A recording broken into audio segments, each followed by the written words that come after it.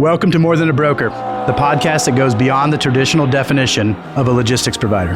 My name is Andrew Elsener, co-founder of Spot. In each episode, we will dive into the stories of industry experts, keep you up to date on the highs and lows of the logistics marketplace, and introduce you to the people behind the advanced technologies that are driving innovation for brokers, shippers, and carriers within our industry. Join us as we explore the world of logistics through a different lens. This is More Than a Broker. Drivers, start your engine!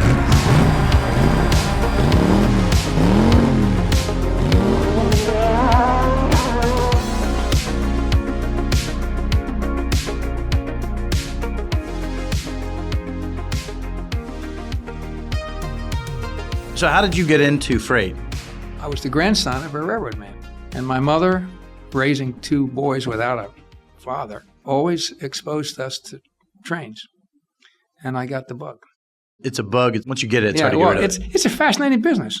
So what year did you start in the industry? 1968.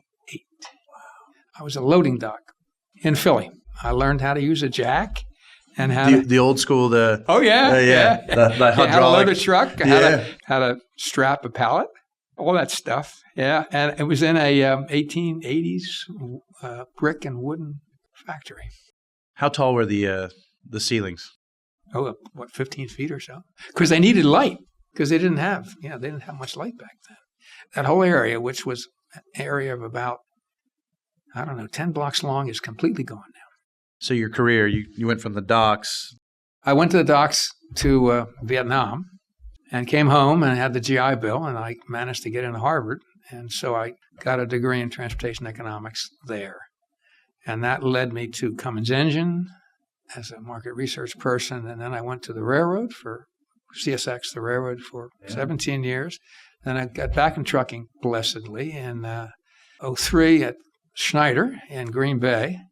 I was living in Florida on the water. I must have hit my head. I went to Green Bay. Yes. For the weather. And I planned to retire from corporate life after 5 years, and I did. And I formed my own company, and I've lived in Pennsylvania ever since. Where did it start in, and what did it morph into? The first week I was on my own, I got a request to speak with a used truck broker. And at the same time, I still had a relationship with Schneider, so I started that way. And then I ended up for a while with FTR, which is a research firm. You may know them. And I've been on my own completely since, 2015. I give speeches. I do market sizing. I do some strategic planning. And I do a lot of forecasting. Well, this industry is one of those ones where the amount of data, the amount of change is unbelievable. So I'm always curious, as somebody that came in, when you came in, how did deregulation change the landscape of transportation?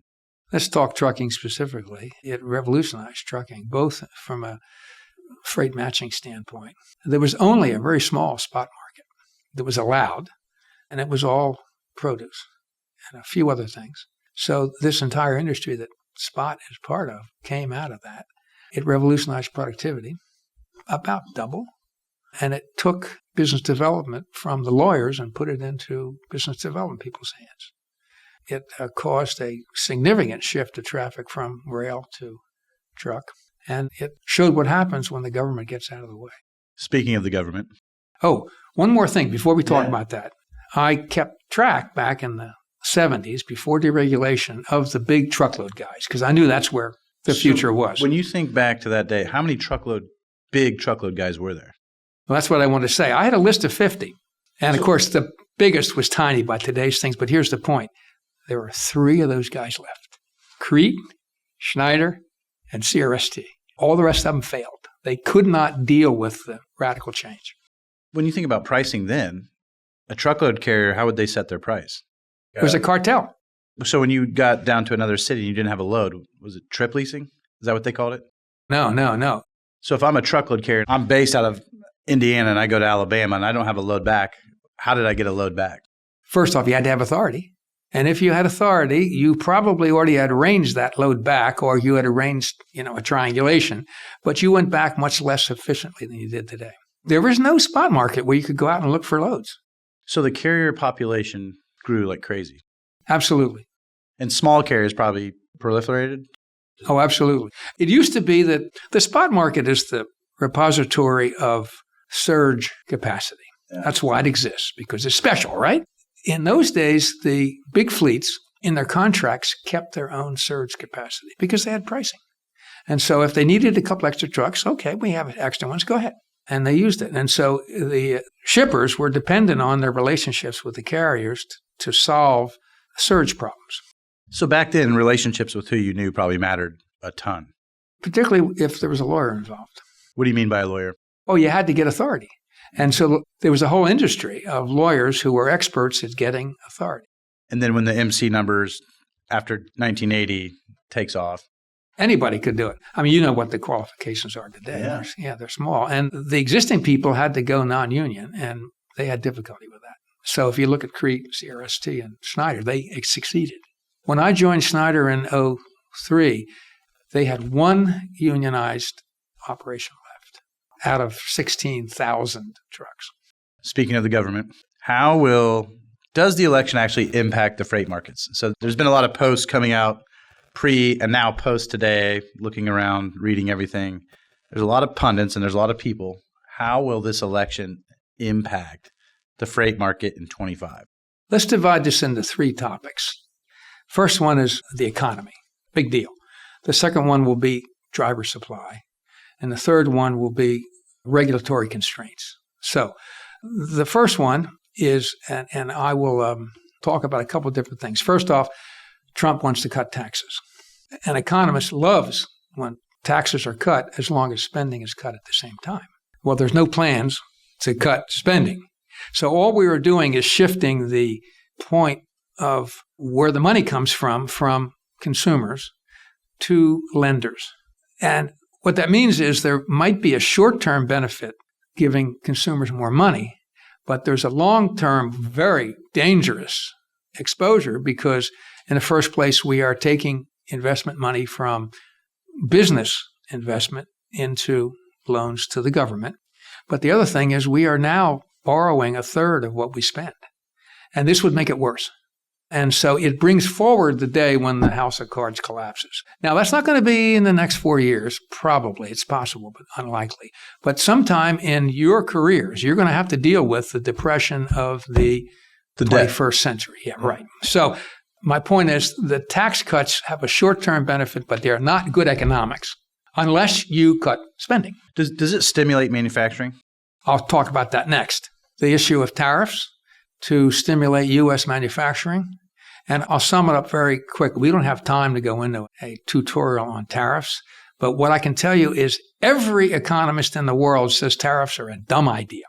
And what they do is it is a tax on consumption. We are still going to buy our TVs from China, except they'll be 10% more expensive. And it doesn't stimulate U.S. manufacturing very much because Chinese goods are cheaper than us for a reason. So if we make it equal, that doesn't stimulate additional investment. It just allows the guys who are the few people who make TVs here to succeed. Does that hurt the freight markets, or does it even matter? Oh, it's like in 2018. Yes, it does. It does. Not in a specific way. What it does is to slow the economy, and that produces less loads. Unless you're dealing with the LA port, there's no way to pinpoint the issue. It's just that economists figure that it'll cost us about 1% in GDP growth. And that means 0.3% in freight growth. In the freight market, so if tariffs go on, where does the load slowing come from? Is it in the ports? Does domestic manufacturing even change? A little, but not much. It's everywhere is the answer. When I have to pay 10% more, it's a tax increase. I have to pay 10% more. That means that I'm going to reduce my consumption of something. There's also an inflation issue, and that is specific. Let me talk about that for just a moment. The trucking industry is not a good manager of inflation with respect to pricing. We tend to wait until the next boom to catch up. On the truckload pricing? On truckload pricing. Brokers and carriers, particularly spot market. So if we get high tariffs, we'll get some inflation, we'll get higher interest rates, and it will delay, the industry will get further behind inflation. We're behind inflation right now in pricing. It's one of the reasons why we have these failures of the contract guys. So that just pushes the day back when the market will eventually recover and we can get that inflation back. So tariffs, from an economic standpoint, politically they're wonderful, but they are economically awful. So if tariff goes in place, say sometime next year, how long does that take before it actually hits the truckload sector? Is it immediate? Is it 6 months? Is it a year? Nobody knows for sure, but it's a relatively short-term effect because the tariffs, well, how long will it be before I pay 10% more for my next TV? Let me be specific. There is a very important truckload implication. I didn't get a chance to look it up, but somewhere around a third of the petroleum that the truckload business consumes comes from overseas. 10% increase in the price. Now that's crude, or if it's refined, it's actually diesel fuel, but that's going to be somewhere around a 5% increase in the cost, 5 to 10% increase in the cost of fuel.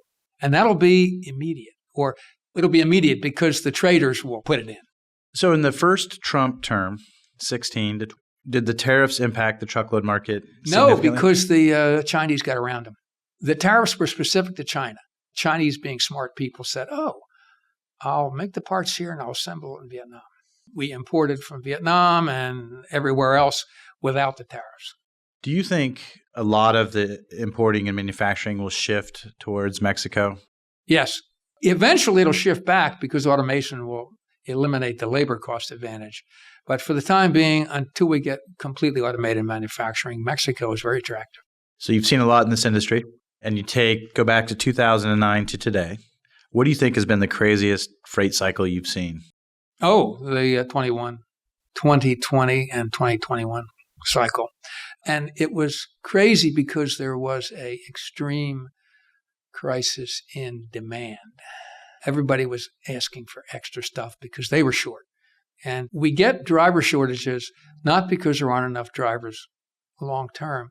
We get them because it takes time to hire them. And we got this huge shift of demand from contract in the spot. And it took about a year and a half for enough drivers to come back in. You said something that I think is interesting. Do we have a driver shortage? Is there really? You see articles coming out all the time. We're short thousands and thousands of drivers to meet.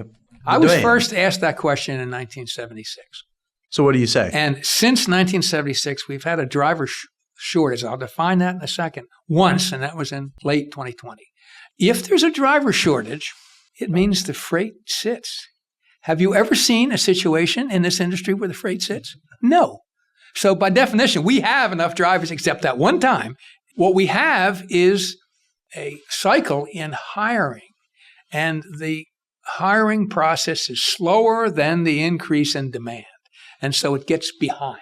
In the same way that when demand falls, as it has in the spot market, it takes time for the capacity to move and to leave. And so, for instance, we still have a surplus of owner-operator and small fleet capacity for the spot market now, which is why prices are so low. When you get into the industry, you said you had your list of 50, and then there's 3 left. And one of the points you said when we started was there's regulation would impact trucking. What do you see down the line in regulation is it going to impact? Are there any new regulations coming out from a shipper's standpoint? If I'm a shipper, Are there regulations coming that I should be aware of that's going to impact driver supply, carrier performance, efficiency, productivity? Regulation is the positive of this change, with one exception. Closing the borders will hurt. Now, there was a pretty dramatic reduction in illegal immigration when Trump was in office last, and there wasn't a huge effect. Although if you remember the 2018 peak, that was during his time, and clearly there was some effect of the immigration restrictions on that. So there will be some effect. Well, the labor market in the United States is as tight as it's ever been. And if you take out the main source of surge capacity in the labor market by closing the border, you get an effect. And so that regulation, if you want to call it, will have an effect on driver supply and on inflation. Now, the rest of them, you can make huge arguments either way about the wisdom of regulation for safety, for diversity, for emissions, those kind of things. Putting that aside, most of the time, those regulations lower productivity. And there are three, I guess, there are three big issues right now which will be affected positively for the industry in the short term. One of them is the AB5 mess in California. Well, the Democrats would love to make that go national. That won't happen for 4 years, number one. Number two, there is a big emissions change coming up. It is likely that that will be somewhat lessened and slowed. The big one is that FMCSA or FHWA, one of those guys, wanted to put a speed limit. They are, yeah. That won't happen. You don't think it will? No. Not what happened in the next 4 years. You said something that was interesting. After deregulation, productivity doubled. Yes. How did it double after deregulation? Two ways. Labor costs went down, but the big difference was efficiency. Empty miles went way down from where they had been. Utilization of equipment went way up. Speed limiters, you don't think it'll happen? It's a big deal. Big deal. I drive on the Pennsylvania Turnpike and I look at the trucks, every damn one of them, and they run, well, the big guys run 68, some to 62, but everybody else runs at 72, 74. Or more. Not that often. Once in a while, it happens. The limit will certainly be less than 70, probably 68. It isn't a direct loss in productivity because some of that time that they gain by going faster is spent waiting, but it's the biggest negative regulatory change proposed in my career. Do you think that the government, I've heard this idea thrown out. So I feel like from the trucking companies we hire, we send them into shippers. In 21, to the point you made earlier about labor, warehouse efficiency had gone terrible. I mean, some places our average wait time was 7 to 8 hours. When was this again? 21. Yeah, okay, 20. sure, yeah. Do you think the government should step in and do anything with dwell time, detention? There is no historical evidence that government regulation for economic reasons has any worth. There's no evidence whatsoever. Now, let's talk about just one point. Warehouses are aggressively automating. In another 10 years, there'll be no people in a warehouse. We have some customers that have 400,000 square feet warehouses that have 18 people working, and they load the trucks. And so productivity in the warehouses is skyrocketing anyway. Now, it's true that spot freight changes more rapidly than we can change capital and labor. So there will always be cyclical problems, but productivity is just huge change.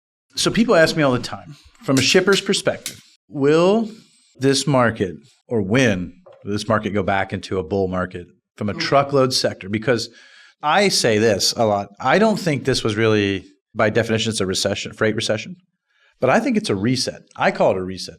How would you define it? Okay, let's divide pricing from loads. So volume is loads. We are above average in loads right now. Volume. And so there is absolutely no load recession. Now, there is a problem in the spot market because we've shifted volume from the spot market back to the contract market. But the spot market is still above normal. It just isn't what it was in 2021. Pricing on the contract side is about normal until you correct for inflation, which we can't do. Pricing is in recession, spot pricing. It's a reaction to, well, there's too much capacity. How does that happen? It happened, or how did we get out of it? When you think about capacity standpoint, I felt like the OR's operating ratios for trucking companies was really good. I mean, almost records. You go back. It was records. There's so much cash and still I think it's starting to wane its way out. Yeah, it is in the small guys. So when do you think that capacity exits? It's felt longer this time than it's ever felt before. Everything else aside, we are about halfway done. So if we have a recession, a real recession, it'll go away almost immediately. If not, another 5 years. When you look at the economy as a whole, just the whole U.S. economy. Yeah, okay. How about the U.S. economy? Do you think it's slightly better than average? Do you think that continues into 25? Probably. Yeah, usually the economy does what it did last year. The trick is figuring out when it changes. There's lots of reasons why it should go down. There's almost no reason why it should go up any more than it is. So it's a matter of measuring risk. It's most likely to be next year like it was this year. The exposure, up or down, is most likely to be down. You've been in this industry a long time. You've seen a lot. In your career, was there anything similar to the COVID market? No. I mean, there's no precedent for the government turning the economy off. The sheer volume of loads. Oh, you mean up? Yeah, I mean, it was No, just... it wasn't the sheer volume of loads. It was the kind of load that was required. There was an increase. Well, I mean, putting aside for the fact that we killed the economy, I had to make up a little bit. What really happened was everybody was scrambling and they wanted special service that was much less efficient than normal service because you're out of route and you're out of time and you're out of all those things. And so they couldn't get the super stuff that brokers are so expert at providing. And that lasted for about a year. Because we couldn't get enough owner-operators and new fleets in, pricing went up by 50% in the spot market. It did not change much. It changed some on the contract side, but not near as much. In 2018, they went up together with the ELD business. This time, spot market went crazy, and contract market went nice. But that was an anomaly. Now, what would cause the market to recover? And this is what history says without a doubt. You need a positive economy, slightly better than average, so maybe GDP of 3%, 3.5%, which we had in 21. But there's almost always a regulatory block on productivity that causes a shortage. That happened in 14 with hours of service. It happened in 18 ELDs. It happened in 04 hours of service. So if you look back at these cycles, they're almost the bigger effect is regulatory. And so if we look at Donald Trump's administration, it's unlikely we'll get one of those unless there is something like a war or something which we can't figure. If you're a shipper, one of the things that people ask all the time, what should we do on contract pricing? And so we've had an extreme change in behavior. So we went from usually 12-month contracts to quarterly contracts, 6-month contracts. And the question becomes now, should we extend back to 12-month or should we stay in short cycle because it's going to keep going down? So in 25, will it keep going down? Or are we at the trough and we're starting to go back up? Let me answer that two ways. That behavior in an inherently cyclical market is, I think, a suboptimal choice. Here's my point. In this market, it goes up and down. Whether you're a carrier or a shipper, you have to work through the cycle. And you have to understand that if you're a shipper and you're pretty happy right now, when the next regulatory change or something happens, you're going to be unhappy. So who do you want to be in bed with so that you get the capacity when the poop hits the fan? And what I can tell you for sure is that whatever you save in shopping your rates in a downturn is lost 10 times if you can't get your stuff delivered in the uptime. And you say 10 times in cost? Think about it. Rates swing by 10, 15%. And price of a good is 10% freight. So 10% increase in the rate is 1% in the store. If it doesn't get delivered and sit on a dock and goes obsolete, the entire value of the product is lost. Not 1%, 100%. Or you could look at it from a gross margin standpoint, which is about 30%. So you miss a load, it could cost you 30%. When you got into the industry, I've kind of felt when we started Spot in 2009, and I got in the industry in 2004, 3. That was quite a year to start. It was the best year to start. I'll never forget. Why? So I started my business in 08. Same thing. Yeah. Well, I went and met the first guy I went and met with, and I'd shipped with him for years. And I said, and I told him what I was doing. He said, "What are you doing? Go ask for your job back. What are you, stupid?" But I think this is the best time to start a business. Well, I tell my customers that. I tell them, don't buy a truck at the peak. Buy it at the bottom. Don't start a business at the peak. Do it at the bottom because it can only go up. It can only go up. And that's how we operated lean for so many years, and we still do. It's ingrained in our DNA. You have to be efficient. It's not about resources. It's about being resourceful. So excuse my interruption. You were saying? If you think back, well, information has come into this industry at a pace that's so different. Particularly in the spot market, yes. Even in the Both. speed of change. No I feel argument. like. So when you go back and you think about that, how has information changed? So you think about all the pricing tools, the capacity tools, the load to truck ratios, all the stuff we get. Has that impacted cycles? Would a normal cycle be slower? And then now that you have so much information, trucking companies can react faster, shippers react faster. Back in the 70s, Cummins engine, which has a very cyclical market, way more than us. The OEMs, 50% cycle. They did a lot of research at MIT about how to deal with the cycle. And what they found is the faster you react, the worse the cycle is. Really? Yes. The faster you react. Because you chase the cycle quicker. That's the theoretical answer that very few people understand. Let's compare 14 cycle, 18 cycle, 21 cycle.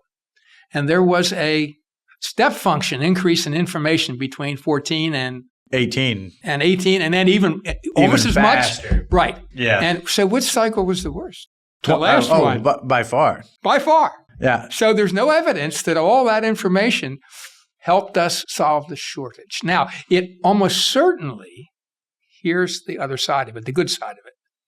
Well, there are two good sides. First off, it allows the brokers to reduce their employment cost because you're replacing people writing stuff down with machines. Now, I know you don't want to publish that, but that's it's real. That's the truth. And what it doesn't do yet, AI has not figured out how to be a smart broker, the right load for the right guy. But what it has done, what it did in 2021, is it allowed you and the shipper to decide which load you're going to deliver in a far better way than it would have 3-4 years earlier. So when you think of 1980, deregulation happens. You said you had your list of 50, you're down to 3 today. 3 today. And I always look at the carrier population, 95% are 10 trucks or less. It's very I have the numbers. It's fragmented. It's extraordinary. Actually, could you give a snapshot for people what that carrier population looks like? There's huge arguments as to how many there are, but 95% are little guys, another 3% are the middle guys, and then there's a few at the top. So how much actually capacity? Oh, capacity is different. Yeah. So if you take, I always say capacity 75% comes from the 5%. I'd have to go back and look, but about 40% is big. The middles are another 40%, and 20% is small. So really 80% in your mind comes from the 5% that aren't little. It's that middle. No, about 40% come from there, somewhere around there, between 30 and 40.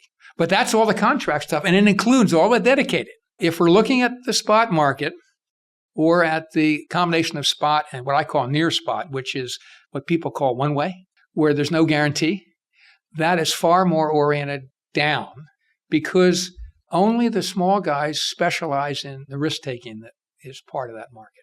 Take J.B. Hunt. They have practically no one-way anymore. Schneider is down, very small, mainly dedicated. So when the markets flip, do you see small fleets or large fleets correcting faster, meaning shedding trucks, shedding drivers? Oh, the big fleets can because they can lay people off. And they have the capital, I guess. They don't take the risks on the upside that the small guys do. So they're not stuck with equipment they have to use. What they do is they lengthen their trade cycle. But if you're an owner, yeah. So when you say for somebody that doesn't, so for a trade cycle, they're going from 300,000 miles to 700,000 miles? Well, before 1 million to 2 million or whatever it is, yeah. If you were a shipper, would you, and you were setting your asset strategy, is there any kind of standard that says you should use large fleets, small fleets, medium fleets, a mix of them? Does that matter? If you're big, you have to use big because only the big guys can deal with the transaction problem. A bid sheet may have 10,000 lines in it. Can you imagine an owner-operator trying to do that? And they don't want 86 carriers, they want 5. So you have to be big to handle their scale.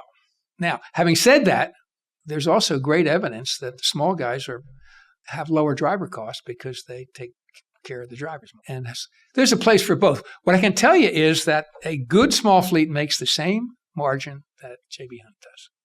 And a stupid small fleet makes the same margin that Yellow Freight did. And importantly, We see more failures of the small guys for this reason. There's more entry, much of it naive. Especially, I feel like in the last 2 years. Huge. I mean, everybody was looking around in 21 and 22 saying, man, I can get $250 a mile. It was like 60,000 extra people. And a lot of those people, just people that enter the industry, and if you look at the guys that give advice to them, they don't know how to run a business. However, after 5 years, they're gone or they know how to run a business. In your career, there's been a lot of changes in transportation. Yeah. So you've seen information, technology. But if you think of technology, in your opinion, what's the one thing that's really changed transportation? Is there anything you can think of that's when you got in? If it's one thing, load boards for the spot market. How do you see load boards affecting in the future?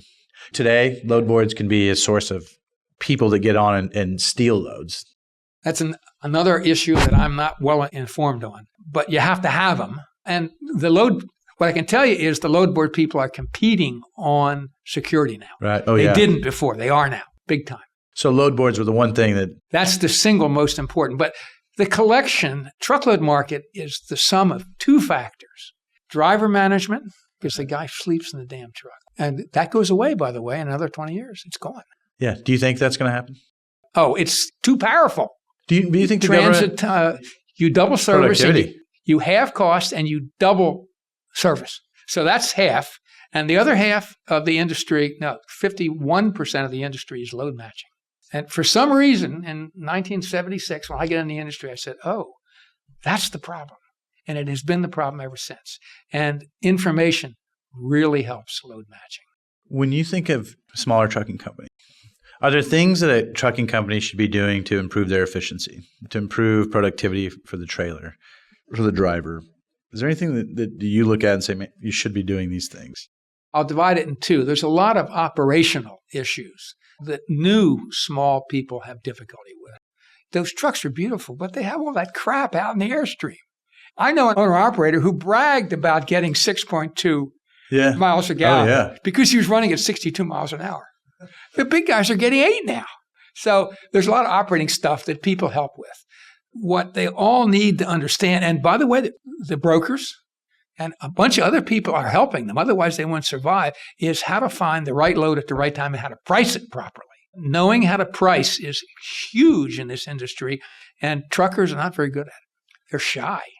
Where do you see the industry going in 20 years? What do you see it looking like? So today you've got large fleets, small fleets, medium fleets. You've got brokerages.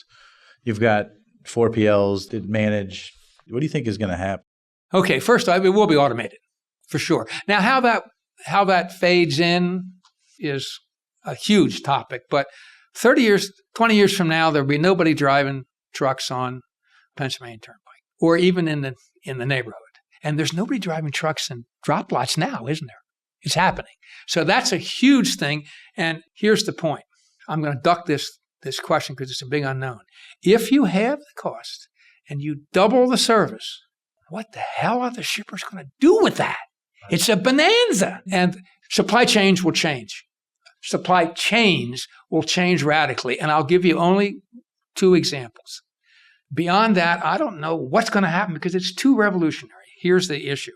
When we get to automatic trucks, one warehouse in Kansas City can provide first morning service to like 70% of the country. 2 warehouses, one in Salt Lake, one in Indianapolis, can provide first morning service to everybody. Everybody. 2 warehouses. And think about what that means in terms of dispatching. There are 2 economies of scale in trucking. One of them is wind resistance, and the other one is the driver. More weight behind him, the cheaper, right? Take the driver out. Why not? I live in a small town near Lebanon, Pennsylvania. And let's just say that I'm ordering, right now Amazon has a DC within 100 miles of me. If they don't have drivers, they can put that DC in Chicago, and they can dispatch a FedEx type truck all the way to me for this almost the same price as a trailer. So there's huge possibilities. I don't know what the answer is. What I can tell you is that the industry will not be recognizable to those of us here. You're just changing the world. You think about that. That's to your point. You could literally put a warehouse in Indianapolis and hit 75% of the U.S. Put one out west, and there's no driver restrictions. What I haven't mentioned is that by 2050, energy will be free. Which is another... It's another revolutionary thing. Well, it's always interesting. That's what do you do with the millions of drivers? I live on top of an iron mine, and back in the 1800, they had to figure out how to get coal from the anthracite fields down the hill, 40 miles to Lebanon to mix with the ore to make stuff. And they had to do it with a wagon with 4 mules. Nowadays, we do it with a unit train of coal. That unit train of coal was the equivalent of 60,000 mules. That's how the world changed then. This is the world we inherited. And we have another step function change in productivity and sitting on top of us. If only we can get out of our way to get there. And of course, everybody will, like the drayman, we'll fight it. In Philadelphia, you could get a train to the north edge of Philadelphia and one from the south edge going south, but you couldn't cross the city because of the drayman. How do you think that impacts rails? If you driverless trucks... If the railroads don't adapt, they will go out of business, and that invaluable right-of-way will be repurposed. If they adapt properly, they will take some share back. What do you mean by adapt properly? Automate and decide to provide high service rather than low cost.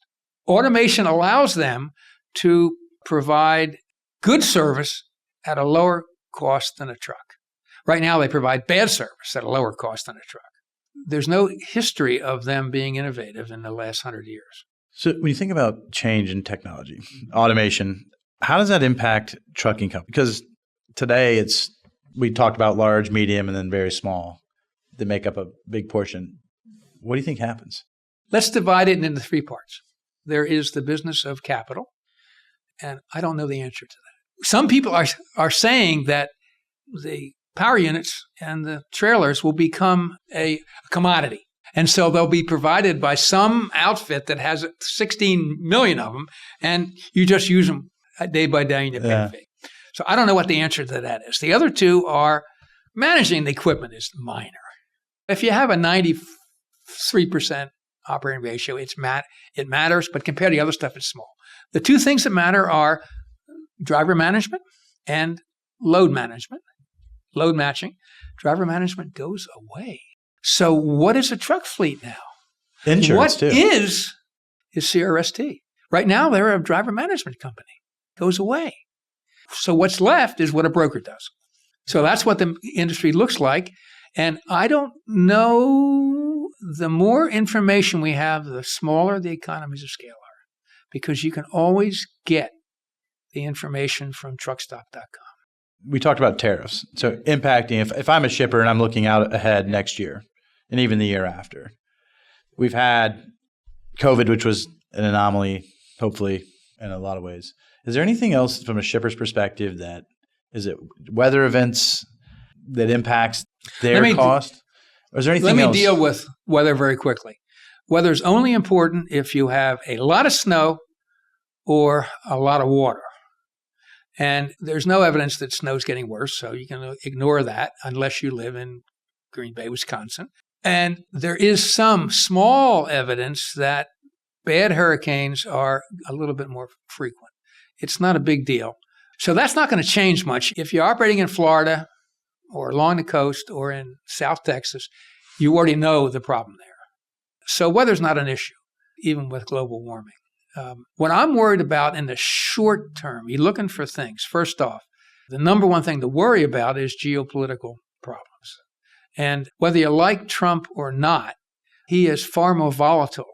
He may increase the benefit of us doing the right thing, but he also increases the risk. So I watch the Israeli-Iran thing as a big deal because it sits on top of the oil and China. And China's in trouble. Financially. Yes, they are. And France is about to go bankrupt. So I'm looking for big events overseas, wildcard events.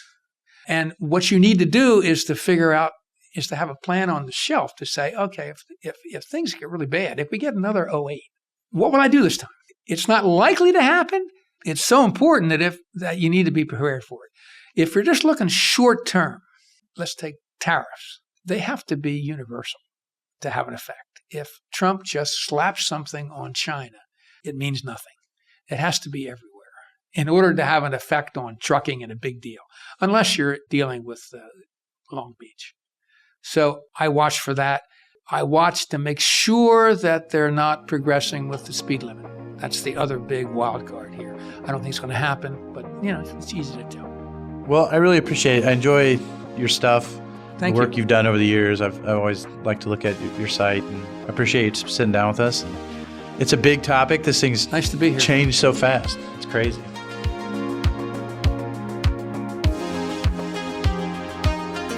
And that's a wrap for More Than a Broker. You heard firsthand accounts from industry experts and Spot's hardworking individuals, revealing a culture of collaboration and innovation.